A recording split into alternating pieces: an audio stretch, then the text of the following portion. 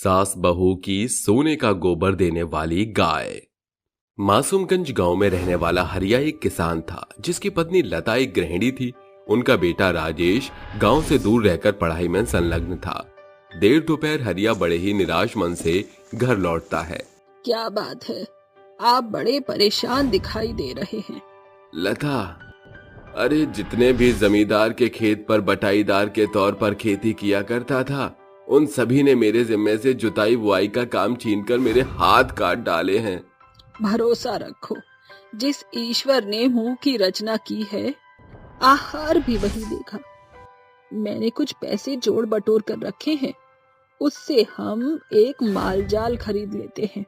लता बचे खुचे अंतिम पैसे से एक हिस्ट पुष्ट गाय खरीद लेती है। आज से मैं तुझको गौरी कहकर पुकारूंगी। लता की गाय उसे चाटकर अपना प्यार अभिव्यक्त करती। प्रतिभोर लता उसे चराने के लिए खेत खलिहान ले जाती। उसकी गाय गौरी काफी मात्रा में दूध दिया करती थी। गौरी, जब से तेरे शुभ कदम मेरी इस कुटिया पर पड़े हैं, जीवन पटरी पर आने लगी है। लता का गौरी के प्रति लगाव और भी गहरा होता जा रहा था, मगर एक सवेरे हरिया ने सदा के लिए आंखें मूंद ली। तुम मुझे यूं बीच मझधार में छोड़कर नहीं जा सकते। अजी बस भी करो ना, ये अटखेलियां करना। ये खबर सुन राजेश शहर से भागा चला आता है, मगर आज उसके साथ एक नया चेहरा भी देखने को मिलता है। माँ, ये जीविका है, आपकी बहू। जीविका का शहरी पहनावा देख गांव के लोग तरह तरह की बातें बनाने लगते हैं। हेलो सासू माँ, नाइस टू मीट यू। अरे ये कैसी लुगाई उठा लाया है लता का लाल, जिसे ना संस्कृति से भेंट है, ना कपड़ों का लिहाज और ना आंखों में लाज है। ओह मदर इंडिया, तुम होती कौन हो मुझे जज करने वाली? चलो निकलो यहाँ से। लता की बहू का ऐसा रुझान देख सभी अपने घरों को चल देते हैं। लता इस बात को नजरअंदाज करके उसका स्वागत करती है। भीतर आने के अगले ही पल, छी छी, ये गंदी दुर्गंध कहाँ से आ रही है? अचानक से गौशाला में बंधी गौरी जोरों शोरों के साथ गुहार लगाते हुए पैर पटकने लगती है। बहू, ये गौरी है, हमारे घर की खास सदस्य। आप गांव देहात में रहने वाले की यही प्रॉब्लम है, जानवरों को भी घर का सदस्य बना लेते हो। गौरी के मुंह से ऐसा सुनकर खूंटे से बंधी गौरी सींग हिलाने लगती है। देखिए कैसे मारने पर उतारू हो रही है ये गाय। अरे बहू, ऐसा नहीं, गौरी को नए शख्स से पहचान बनाने में वक्त लगता है।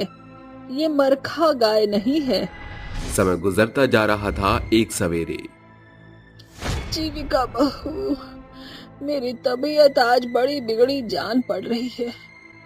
जरा आज भर के खातिर गौरी का गोबर चारा कर देगी क्या? क्या मैं इस गाय का गोबर उठाऊं? अपने घर में मैंने एक गिलास तक नहीं उठाया और आप चाहती हैं कि मैं ये बदबूदार गोबर उठाऊं? अरे, जब आपसे इस गाय की देखरेख का जिम्मा नहीं उठाया जा रहा, तो इसे बेच क्यों नहीं देती? जितना भी ये दूध नहीं देती, उससे ज्यादा गोबर करके गंद मचाती है। बहू, उसका गोबर भी उपले बनाने के काम आता है। शायद शहर में रहकर तुझे एहसास नहीं कि हमारे यहाँ गाय को पूजा जाता है। गोवर्धन में गाय के गोबर की उतनी ही मान्यता है जितना कि एक सुहागन के खातिर सिंदूर। लता की बातें जीविका की भटक को पूरी तरह खोल देती हैं। शहर में पले बड़े होने के कारण मुझे कोई सूझबूझ नहीं थी, मगर अब से तुम्हारे गोबर चारे का जिम्मा मेरा है। मुझे अपना दूध दोहने दोगी ना गौरी? उस रोज से जीविका बिना नाक मुंह सिकोड़े गाय का गोबर चारा इत्यादि करने लगती है। एक रात, ये आधी रात गौरी गुहार क्यों लगा रही है? वो लालटेन लेकर जैसे ही गौशाला में आती है तो वो देखती है कि गौरी सोने का गोबर दे रही है। ये क्या? गौरी सोने का गोबर कर रही है? ये कैसे? वो झट से अपनी सास को गौशाला में लेकर आती है। सोने का गोबर? आंखें चकाचौंध रह गई ना माँ जी। मैं भी ये मंजर देखकर चौंक गई थी। क्या आज से पहले भी गौरी ने कभी सोने का गोबर किया था? नहीं बहू, गौरी हमेशा से एक साधारण गाय के जैसे ही गोबर देती थी।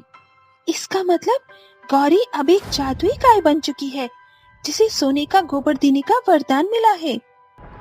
अचानक गाय सींग से लेकर पूंछ तक सुनहरे रंग में बदलकर कहती है, मैं एक जादुई गाय हूँ।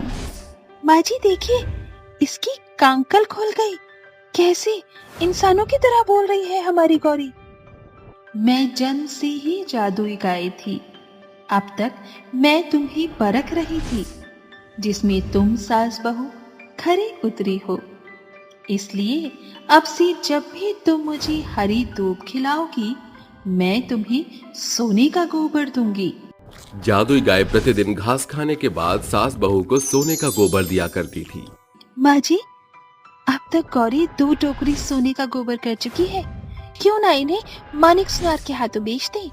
बहू, अगर ये सोने का गोबर उसे बेचा तो वो चंट चालाक सुनार ये खबर पूरे गांव में फैला देगा। सांझ होते ही दोनों सास बहू सोने के गोबर का सौदा दूर दराज एक सुनार से करके घर लौट आती हैं। बहू, गौरी के गोबर देने का समय हो गया है। जल्दी से इसके पूंछ के नीचे टोकरी धर दे। लता जादुई गाय को ज्यादा सोने के गोबर के लालच में अधिक हरी दूब खिलाती है, जिसके बाद गाय का पेट एकदम टंच हो जाता है। मेरा पेट भर गया। मेरे गोबर करने का समय हो गया है। जादुई गाय ढेर सारा सोने का गोबर देती है, जिसे बेचकर अब वो अनेकों कमरों वाले बड़े से घर की नींव कायम करती है। साथ ही दूध बेचने का व्यापार भी बंद कर देती है। एक सवेरे, अरे लता भौजाई, इतने भोर सवेर गौरी को लेकर कहाँ जा रही हो? अब गाय भैंसों को लेकर हॉल्ट बाजार तो जाया नहीं जाता। जाहिर है खेत खलिहान चराने ही ले जा रही हूँ। कोठी जैसा घर बार बनाने में नोट लगा सकती हो, तो थोड़े पैसे से इस गाय की खातिर चौकर भूसी खली खरीद कर घर में रख दो। क्यों अपने कदमों को यूं धूल मिट्टी में रौंद रही हो? ये सुन लता मन में कहती है, ये चतुर गांव वाले मेरे मुंह में उंगली करके गाय के सोने के गोबर देने की बात उगलवाना चाहते हैं। इन्हें भनक पड़ गई कि मेरी गाय सोने का गोबर देती है, तो इन्हें भी सोने का गोबर बांटना होगा। फिर हम सास बहू का दबदबा खत्म हो जाएगा। लता अपनी गाय का खूंटा खींचकर उसे लेकर खेत में चरने को छोड़ देती है। कितनी शीतल बयार बह रही है। गौरी के चरने तक सुस्ता लेती हूँ। लता की आंख लगते ही गाय दूब चरकर सोने का गोबर देती है, जिसके बाद एकाएक वो गाय बीच खलियान से ओझल हो जाती है। कुछ देर बाद, अरे वाह, आज तो गौरी ने और भी ज्यादा सोने का गोबर किया है।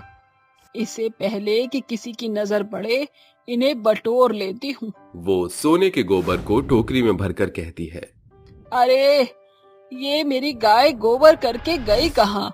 लता छितर बितर करके गाय को सभी के खेत खलियान जंगल में सांझ होने तक खोजती है।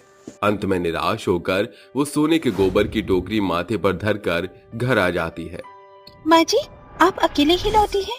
हमारी गाय कहाँ है? लता रोते हुए बहू को खेत पर हुआ सारा वृतांत कह सुनाती है। माँ जी, हो सकता है कि गौरी किसी अन्य गाय के झुंड में मिल गई होगी या रास्ता भटक गई होगी। मैंने हर जगह हर छोर में खोजा। लगता है शायद उसने हमारे लालची मनसा को भाप लिया था और इसी कारण वो हमें छोड़ गई। हमने अधिक सोने के गोबर के चलते उसे थकमठेल दूध खिलाकर उस पे अत्याचार किया।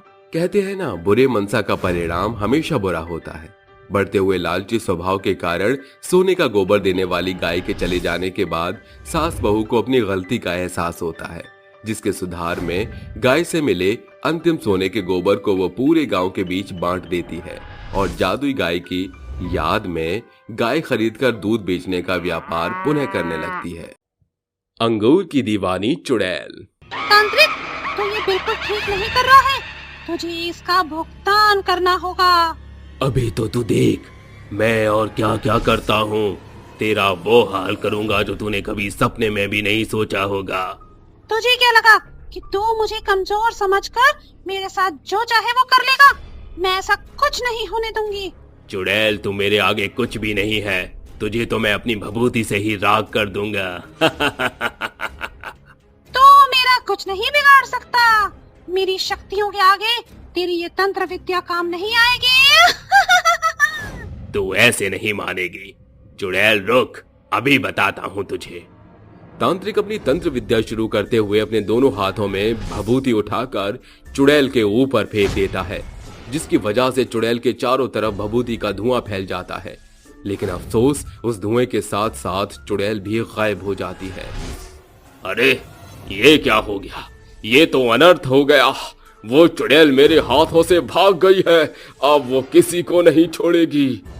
चुड़ैल आकाश में उड़ते हुए एक अंगूर के बाग के चारों तरफ चक्कर लगाते हुए कहती है, क्या बात है, आज तो अंगूर बड़े ही चमकदार और रसीले लग रहे हैं। इन ताजे ताजे अंगूरों को खाकर तो मजा ही आ जाएगा। इतना कहकर अंगूर की शौकीन चुड़ैल उस अंगूर के बाग में घुस जाती है और अंगूर खाने लगती है। अरे वाह, क्या बात है, अंगूर! इन रसीले अंगूरों को खाकर तो मजा ही आ गया। थोड़े से और खा लेती हूँ। थोड़े थोड़े करके चुड़ैल अंगूर के बाग के आधे से ज्यादा अंगूर खा जाती है, जिसके बाद चुड़ैल वहाँ से उड़ जाती है। वहीं अगले दिन अंगदपुर के गांव में जैसे ही सवेरा होता है, सभी लोग अपने बागों में जाकर अंगूरों को तोड़ने लगते हैं ताकि वो शहर जाकर अंगूर बेच सकें।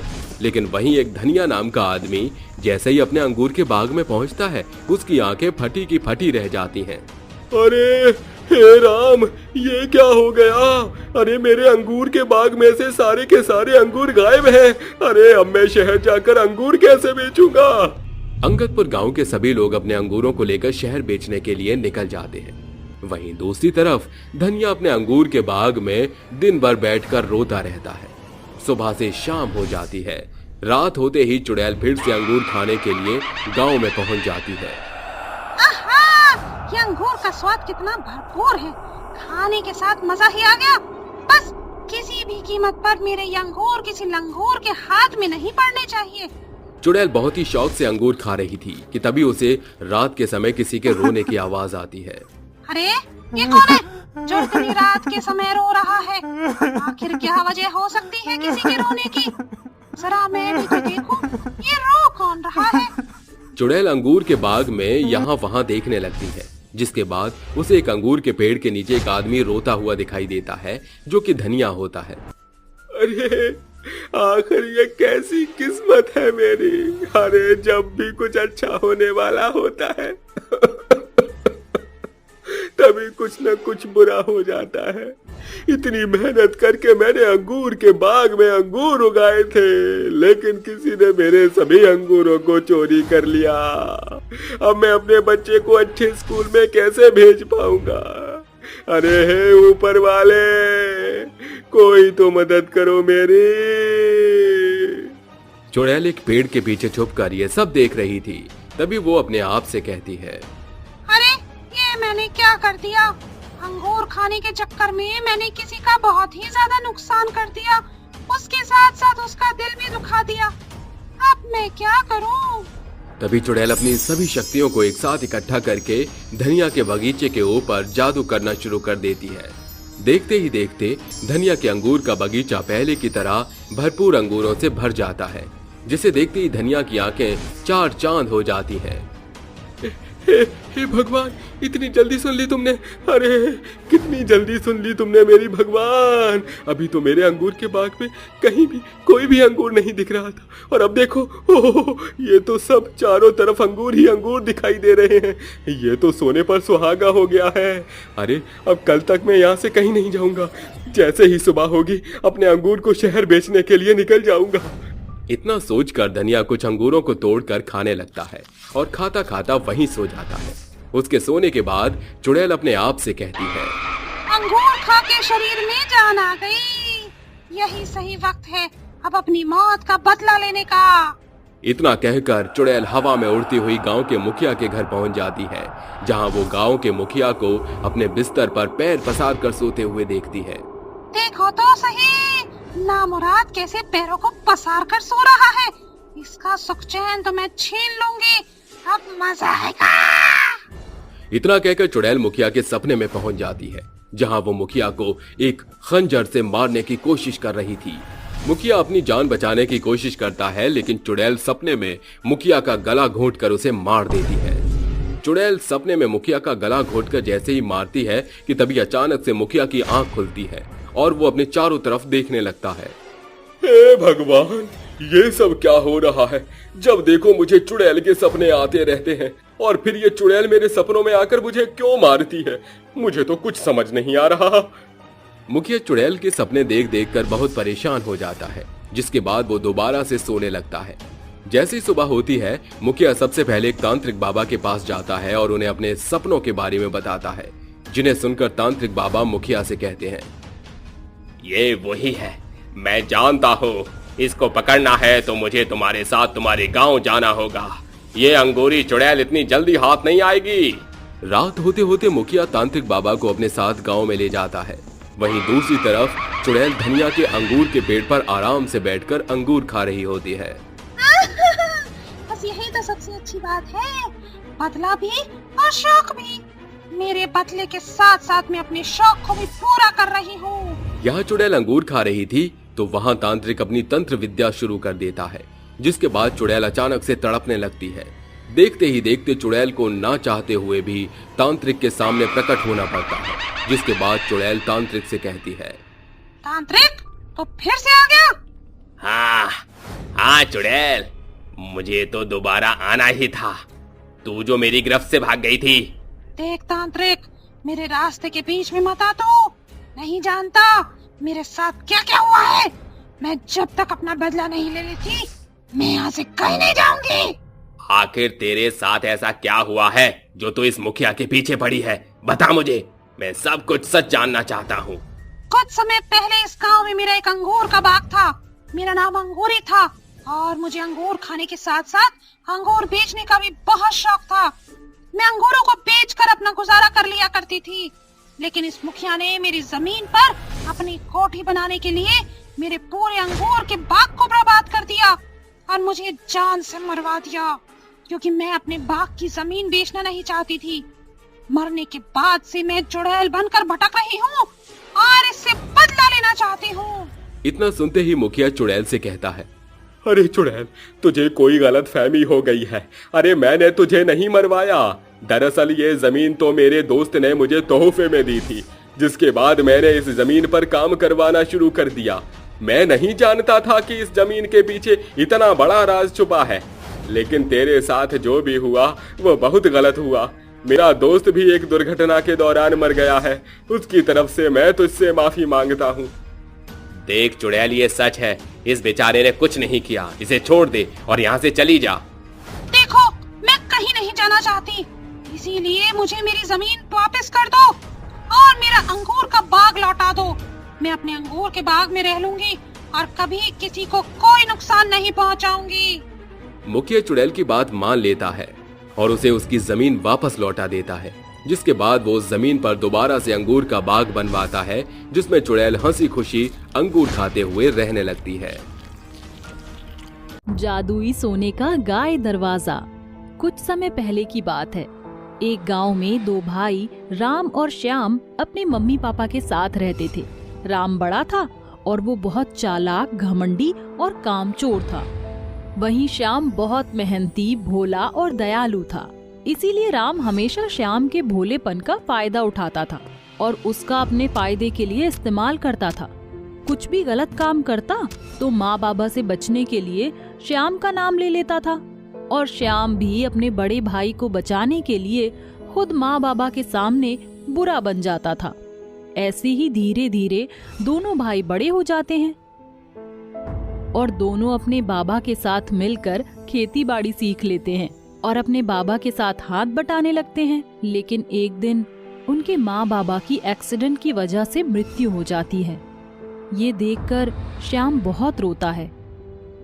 माँ बाबा, आप मुझे ऐसे छोड़कर नहीं जा सकते। भाई रो मत, हिम्मत रख। नहीं भाई, ऐसा कैसे कर सकते हैं माँ बाबा। रो मत भाई, मैं हूं ना। श्याम अपने बड़े भाई को पकड़कर खूब रोता है। फिर दोनों भाई मिलकर अपने माँ बाबा का अंतिम संस्कार कर देते हैं। फिर दोनों भाई मिलकर खेत का काम करते हैं और उनकी कुछ गाय होती हैं। उसका दूध बेचकर वो दोनों भाई अपना गुजारा करने लगते हैं। कुछ दिन तक ऐसे ही सब सही चल रहा होता है। फिर राम अपने असली रूप में आ जाता है और श्याम को बोलता है, श्याम भाई, मेरे से खेत का काम नहीं होता, मेरी तबीयत खराब हो गई है। कोई बात नहीं भैया, आप आराम कीजिए, मैं संभाल लूंगा। भाई तुझे बुरा तो नहीं लग रहा है ना? मैं दूध बेचने का काम कर लूंगा। ठीक है भाई, जैसा आपको ठीक लगे। श्याम वहां से चला जाता है। फिर राम सोचता है, कितना बेवकूफ है श्याम, मैंने बीमार होने का नाटक किया और उसने मान लिया। अब सारा काम वो ही करेगा, मैं तो चला घूमने। कौन करे इतनी मेहनत, धीरे धीरे ऐसे ही उसे सारा काम दे दूंगा। एक बार सारी जमीन का कागज निकल जाए, फिर इसे ऐसे ही बेवकूफ बनाकर पीछे की छोटी सी जमीन दे दूंगा और बाकी अपने नाम कर लूंगा। फिर शाम को श्याम खेत से आता है।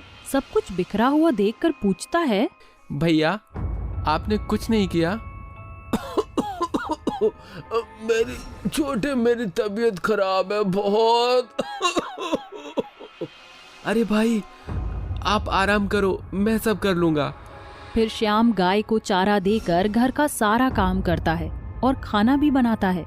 ऐसे ही राम खुद पूरे दिन बैठा रहता है और श्याम से सारा काम करवाने लगता है। और श्याम जो पैसे कमाता वो अपने भाई राम को देता था।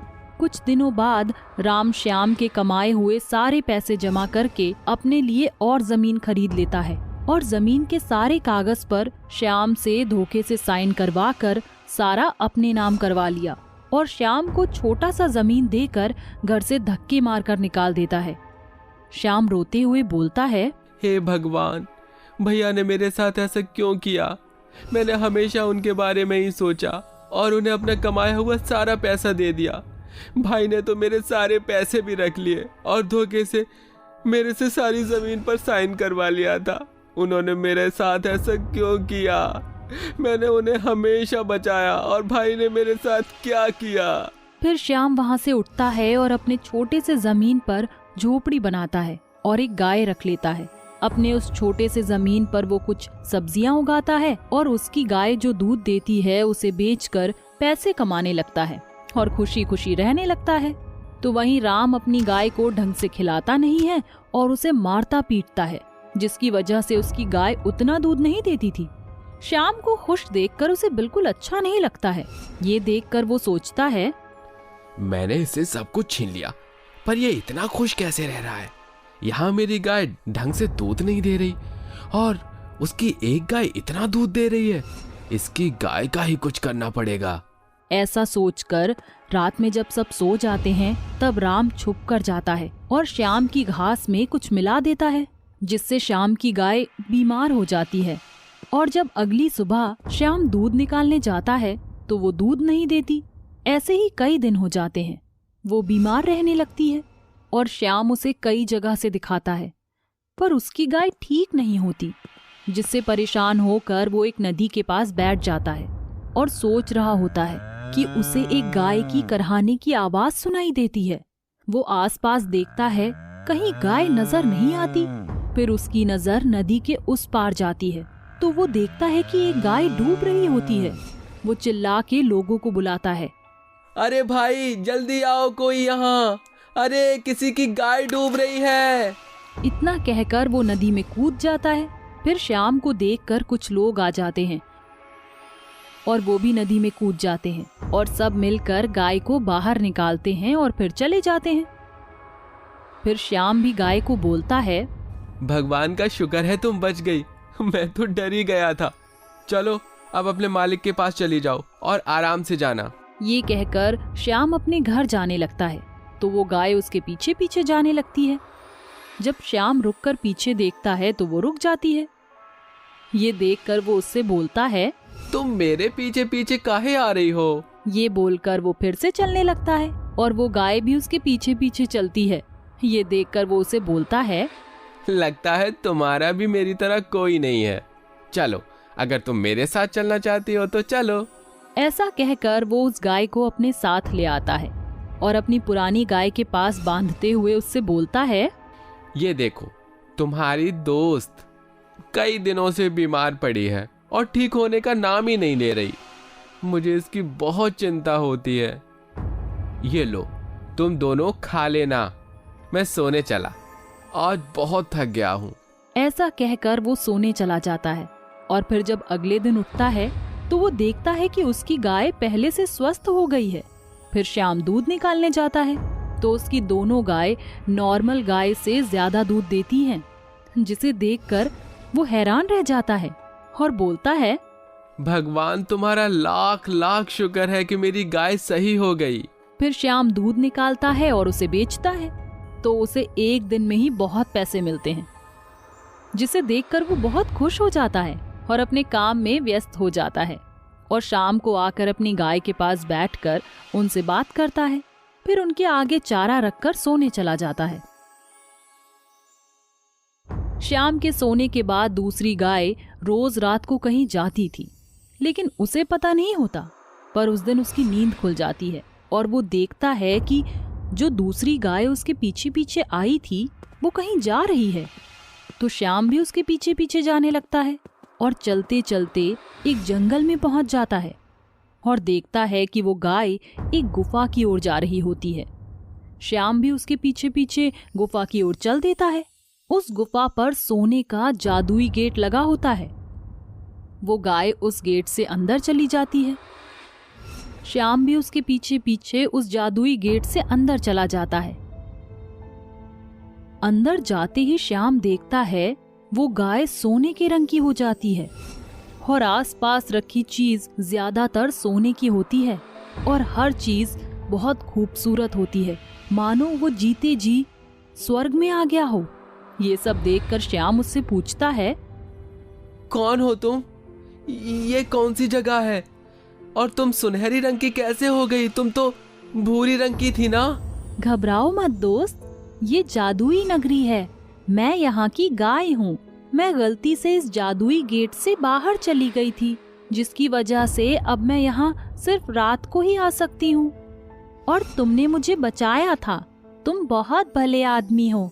मुझे सब पता है तुम्हारे साथ क्या क्या हुआ है। तुम्हारे दुष्ट भाई ने तुम्हारे साथ क्या क्या किया है। हाँ दोस्त, वो तो है। इसलिए जब मैं तुमसे मिली तो मैंने सोचा कि अगर मैं धरती में आ ही गई हूँ तो अपनी दुनिया में वापस जाने से पहले तुम्हारी मदद करके जाऊंगी। तो तुम यहाँ से अपनी जरूरत के हिसाब से सोने की अशर्फियाँ ले लो, तुम्हारे काम आएंगे। और हमें सुबह होने से पहले यहाँ से जाना है। ठीक है दोस्त। ऐसा कहकर श्याम वहाँ से सोने के कुछ सिक्के उठा लेता है और गाय की पीठ पर बैठकर गुफा से बाहर निकल जाता है और अपने घर आ जाता है। घर पहुंचकर वो गाय श्याम से बोलती है, श्याम, तुम मुझसे वादा करो कि ये बात राज रखोगे और किसी को नहीं बताओगे। ठीक है दोस्त। फिर श्याम उस सोने के सिक्के को बाजार में बेच देता है और उससे जो पैसे मिलते हैं उससे वो खेती के लिए जमीन खरीदता है और अपने लिए बड़ा सा घर खरीदता है। फिर जब उसे पैसे की जरूरत होती वो उस गाय के साथ सोने के जादुई दरवाजे से दूसरी दुनिया जाता था और ढेर सारे सोने के सिक्के ले आता था। ऐसे ही देखते देखते श्याम बहुत अमीर हो जाता और गांव के लोगों की भी मदद करने लगता है। ये सब देखकर राम को उस पर शक होता है, तो वो एक दिन रात में श्याम का पीछा करते करते उसी जादुई दरवाजे से गाय और श्याम के साथ अंदर चला जाता है। जिसके बाद श्याम और वो गाय तो बाहर आ जाते हैं, पर राम उसी में हमेशा के लिए बंद हो जाता है।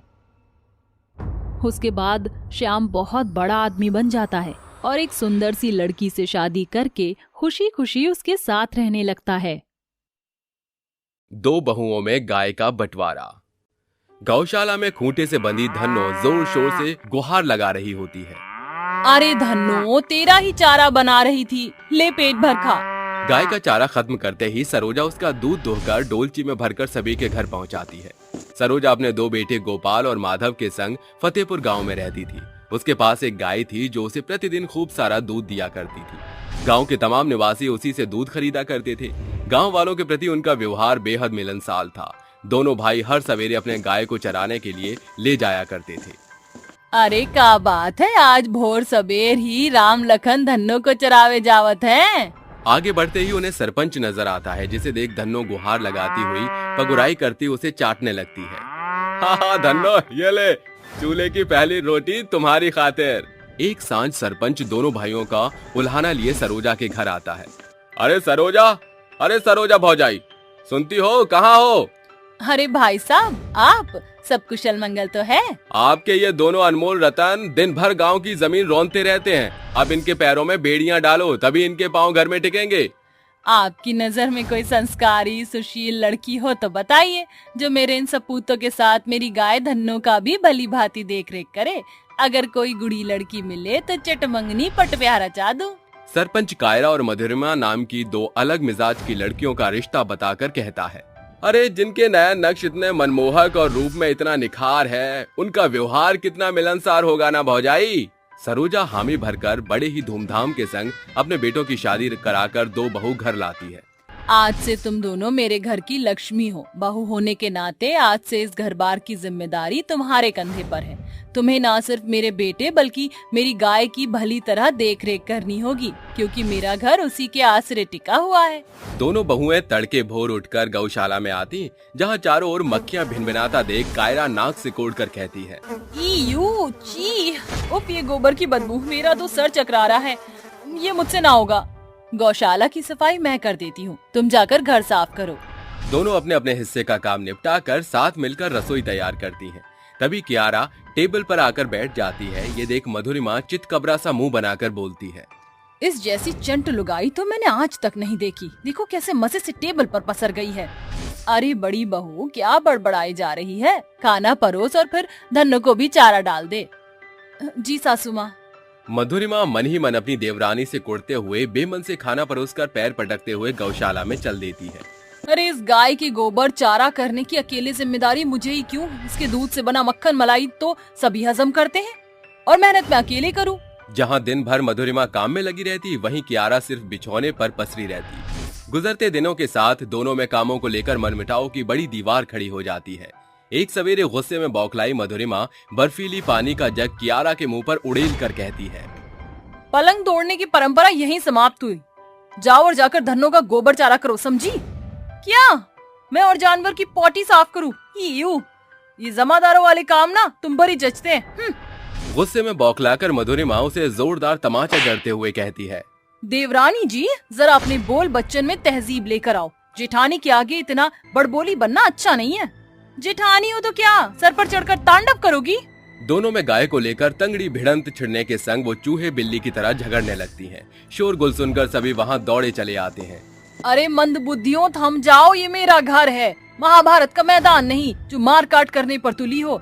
सासू माँ, आप बीच में मत पड़िए। आज मैं जेठानी जी को निपटा ही डालूंगी। हाथ तो लगा कर दिखा, ऐसे झन्नाटेदार कंटाप लगाऊंगी कि बत्तीसी बाहर आ जाएगी। ना जाने पिछले जन्म कौन से बुरे कर्म किए थे जो ईश्वर ने मेरे भाग्य में ऐसी झगड़ालू बहू मर दी। अगर मुझे जरा भी खबर होती कि मैं लक्ष्मी नहीं बल्कि बहू के रूप में सूर्पणखा उठाकर ला रही हूँ, तो मैं तुम जैसी लुगाइयों के पल्ले अपने बेटे को कभी ना बांधती। बस बहुत हो गया, मुझे इस घर का बंटवारा चाहिए। आज ही हो जाए बंटवारा। रोज रोज के कलेश से एक बार का बंटवारा भला, सभी चैन से जी तो सकेंगे। घर बार का बंटवारा न चाहते हुए भी माँ की आज्ञा का पालन करते हुए गोपाल माधव सरपंच को खबर करते हैं। क्या बात है सरोजा भौजाई, आप इतनी हैरान परेशान क्यों हैं? सरपंच जी, मेरी बहुओं को इस घर का बंटवारा चाहिए। क्या? अरे बावली हो गई हो तुम दोनों। जिस घर की एकजुटता की मिसाल पूरा गांव देता है, तुम इस आंगन के दो टुकड़े चाहती हो? अगर आपसे ये बंटवारा करना मुमकिन नहीं तो हम सीधे अदालत का दरवाजा खटखटाएंगे। पूरे गांव के सामने घर के सभी साज सामान के दो हिस्से हो जाते हैं। तभी मधुरिमा कहती है, मैंने दिन रात धन्नो की सेवा में बिताया है, इसे मेरे हवाले करो, इसका बंटवारा करो। अरे लोभियो, एक ईंट के भी दो टुकड़े कर डाले तुमने। इस गौ माता के बंटवारा की बात तो अपनी जुबान पर मत लाओ। गाय के बंटवारे की बात छेड़ते ही कियारा मन बदल कर कहती है, मुझे ये सब कुछ नहीं चाहिए, मुझे सिर्फ ये गाय चाहिए बस। एक दिन भी धन्नो का गोबर चारा तो कर ना सकी। धन्नो की देखभाल मैंने की है, ये दुधारू गाय तो मेरे ही हक में आएगी। दोनों के बीच गाय के बंटवारे को लेकर मुठभेड़ शुरू हो जाती है। तभी माधव कहता है, अब ये गौ माता ही इस बंटवारे को टाल सकती है। इस गाय का बंटवारा एक ही शर्त पर होगा, अगले 1 महीने तक तुम दोनों में से जो भी इस गाय की भली तरह से देखभाल करेगा, ये गाय उसकी होगी। दोनों बहुएं अगली भोर गौशाला में हाजिर होती हैं, जहां गोपाल कहता है, कियारा, तुम्हें आज धन्नो का गोबर उठाकर पूरे गौशाला को अच्छे से चमकाना है। ये किस दलदल में फंस गई? अगर मना किया तो ये चट जेठानी दूध का भंडार देने वाली गाय को मुझसे छीन लेगी। अरे किस सोच में डूब गई? कुछ नहीं, मैं करूँगी। क्यारा मुंह सड़ाकर गोबर साफ करती थी, तभी गाय पूंछ उठाकर दोबारा से गोबर करती हुई मिमियाती है। अरे ये जानवर है कि दुश्मन, फिर से मेरा काम बढ़ा दिया। शर्त के मुताबिक शाम होते ही मधुरिमा बाल्टी लेकर गौशाला में आती है। आज से पहले कभी दूध तो निकाला नहीं, लेकिन कल को जब तू मेरे हिस्से आएगी तो मुझे ही सब कुछ करना होगा। मधुरिमा गाय को सहलाकर जैसे ही उसके थन को हाथ लगाती है, गाय सींग उठाकर उसे जोरदार दुलत्ती मारती है। आई माँ, अरे तू गाय है कि कसाई? एहसान फरामोश, तुझे चारा खिलाया, तेरा बदबूदार गोबर उठाया और तूने मुझे ही सूट डाला। दोनों के लाख कोशिश के बाद भी गाय न उनके हाथों चारा खाती, न उन्हें अपना दूध निकालने देती, जिसे देख दोनों अंत में हार मानकर कहती हैं, मुझे इस गाय का बंटवारा नहीं चाहिए। हाँ, मुझे भी गाय नहीं चाहिए। क्यों? अभी तो एक सप्ताह भी नहीं गुजरा और तुम हार गई? अरे जानवर ना बड़े भोले होते हैं, लेकिन वो बुरी मनसा को एक झटके से भाप जाते हैं। अरे जब एक बेजुबान जानवर तुम्हारे बीच के अलगाव को महसूस कर सकते हैं तो तुम क्यों नहीं? परिवार एक घने पेड़ के जैसा होता है जिसकी डालियां परिवार के सदस्य हैं, लेकिन अगर उनमें फूट की लहर उठने लगी तो वो डालियां टूट जाती हैं। पतियों की फटकार दोनों लालची बहुओं को अपने किए पर बेहद पछतावा का एहसास दिलाती है। अब मुझे इस गाय का बंटवारा नहीं चाहिए। लालच में आकर मेरी ही अकल पर पत्थर पड़ गए थे, जो मैंने घर बार यहाँ तक कि गौ माता के बंटवारे की बात अपने मन के भीतर आने दी। जो हुआ उसे भूलकर आज से एक नई शुरुआत करते हैं। इस तरह दोनों बहुओं के बीच एक मत स्थापित होता है, जिसके बाद सभी बिना किसी कलेश के हंसी खुशी रहने लगती हैं। काली गोरी बहू और भेदभाव।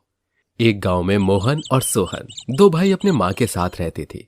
दोनों अच्छे परिवार से थे, लेकिन दोनों का व्यवहार एक दूसरे से बिल्कुल अलग था। मोहन जो कि बहुत गोरा और स्मार्ट था, उसके अंदर अपने गोरेपन का बहुत ही घमंड था, तो वहीं सोहन सांवले रंग का लड़का था। वो दिल का काफी नेक और ईमानदार व्यक्ति था। दोनों ही अपनी माँ से बहुत प्यार करते थे और अब दोनों शादी के लायक हो जाते हैं। एक दिन मोहन और सोहन की माँ उन दोनों से बात करती है और बोलती है, सोहन, मोहन, अब तुम दोनों बड़े हो गए हो, इसीलिए मैं सोच रही हूँ तुम दोनों की शादी करवा दूं। और मैंने तुम दोनों के लिए लड़कियां भी ढूंढ दी हैं। अरे माँ, मुझे तो मेरे जैसी ही लड़की चाहिए जो सुंदर और गोरी होगी। हाँ हाँ, क्यों नहीं, मैं तो सुंदर सी ही बहू लाऊंगी। माँ, जैसा आपको ठीक लगे वैसा कीजिए, पर अभी मुझे देर हो रही है, मुझे ऑफिस जाना है। इतना कहकर सोहन और मोहन दोनों अपने काम पर चले जाते हैं और कुछ दिन बाद सुनंदा अपने दोनों लड़कों की शादी करवा देती है। मोहन की पत्नी प्रीति सुंदर और अमीर थी, तो वहीं सोहन की पत्नी छाया काली और सुशील थी। लेकिन सुनंदा को सिर्फ गोरे और सुंदर लोग ही पसंद थे, इसलिए सुनंदा अपनी बहू प्रीति से बहुत प्यार करती थी, लेकिन छाया से नफरत करती थी क्योंकि वो एक काली लड़की थी। ऐसे ही एक दिन प्रीति अपनी देवरानी से बोलती है, छाया, तुम घर का सारा काम कर लो, मैं पार्लर जा रही हूँ। एक्चुअली मेरी स्किन डैमेज हो गई है और मैं नहीं चाहती कि मेरे कोरेपन पर थोड़ा सा भी असर हो। अब तुम तो काली हो, तुम्हारा चल सकता है, लेकिन मैं अपनी स्किन को खराब नहीं होने दे सकती। ठीक है दीदी, आप जाओ, मैं घर का सारा काम कर लूंगी। प्रीति इतना बोलकर वहां से चली जाती है और छाया घर का सारा काम करने लगती है। तभी उसकी सास छाया को आवाज लगाती है, अरे बहू, इतना समय हो गया, तू आज हम लोगों को कुछ खाने के लिए देगी या नहीं? जी माँ जी, अभी लाती हूँ। थोड़ी देर बाद छाया अपनी सास के लिए खाना लेकर जाती है और जैसे ही सुनंदा खाने को खाती है कि तभी गुस्से में बोलती है, छी छी छी, अरे छाया कितना गंदा खाना बनाती है। हाय हाय, मेरा तो मुंह ही जल गया। ओहो, ये खाना खाकर। अरे क्या हो गया माँ जी, आप ऐसे क्यों बोल रही हैं? खाने में कितना नमक और मिर्च भरा हुआ है। ऐसा खाना तो मैं कुत्ते को भी ना खिलाऊं। जा जाकर ये खाना गली के कुत्ते को डाल दे। पूरे घर का सत्यानाश कर रखा है। बेचारी छाया अपनी सास की जली कटी बात सुनकर आंखों में आंसू लिए वहां से चली जाती है और एक बार फिर खाना बनाती है और अपनी सास को खिला भी देती है। थोड़ी देर बाद घर का सारा काम करके अपने कमरे में बैठ जाती है। शाम को जब सोहन आता है तब वो उसको रोता हुआ देख उससे पूछता है, अरे छाया, क्या हो गया, तुम रो क्यों रही हो? कुछ नहीं सोहन जी, बस यूं ही मम्मी पापा की याद आ रही थी। अरे तो मम्मी पापा से मिलने के लिए चली जाओ ना। सोहन जी, अगर मैं मम्मी पापा के पास चली जाऊंगी तो यहाँ पर घर कौन संभालेगा? अरे छाया, प्रीति भाभी है तो वो देख लेंगे 2-3 दिन के लिए घर। छाया और सोहन एक दूसरे से बात कर रहे होते हैं। इतने में उनकी बातें प्रीति सुन लेती है और घर में हंगामा मचा देती है। चिल्लाते हुए घर में सबको बुलाती है। मम्मी जी, मोहन जी, अब बस बहुत हो गया है, मैं नहीं रह सकती हूँ इस घर में।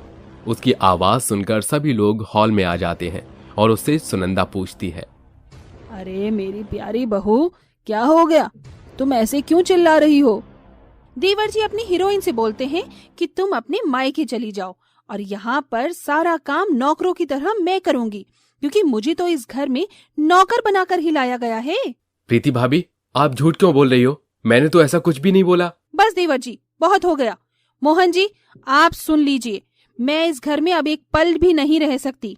मुझे अभी के अभी ये घर छोड़ के जाना है। प्रीति बहू, तुम ऐसे क्यों बोल रही हो? माफ कर दो, ये तो है ही गवार। ऊपर से इसको ये कल्लो जब से मिली है तब से इसका दिमाग पता नहीं कहाँ चला गया। घर में लड़ाई हो जाती है। सुनंदा अपनी बहू प्रीति को जैसे तैसे घर में रोक लेती है और सब अपने कमरे में चले जाते हैं। और देखते ही देखते प्रीति और सुनंदा का अत्याचार बेचारी छाया पर बढ़ता ही जा रहा था। सारा काम करने के बाद भी सुनंदा और प्रीति उसके साथ मारपीट किया करते। ऐसे ही अब कुछ महीने बीत जाते हैं और दोनों बहू प्रेग्नेंट हो जाती हैं।